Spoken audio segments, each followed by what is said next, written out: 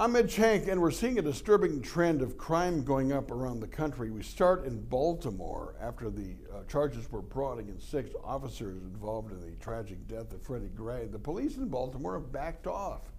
They don't want to get arrested.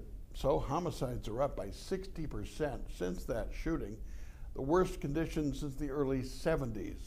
New York, Bill de Blasio, same thing there. He stopped doing the broken window theory of Rudy Giuliani and Mayor Bloomberg, where they would arrest people after jumping a turnstile or breaking a window and find they had a long rap sheet.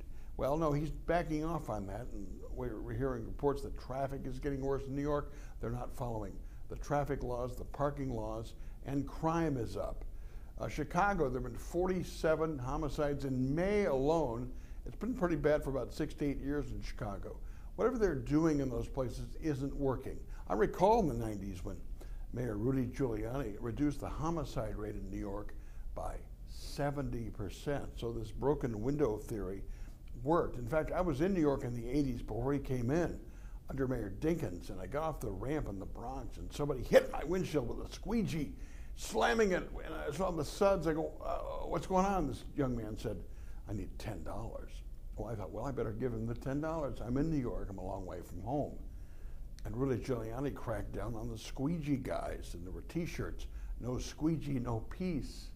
Well, eventually there were no more squeegee guys hitting your windshield, and crime overall went down. There were a couple of high-profile cases where people were shot and police were accused of brutality, and those horrible things like that happened. But the people of New York were pretty happy about the crime going down as opposed to the Dinkins years.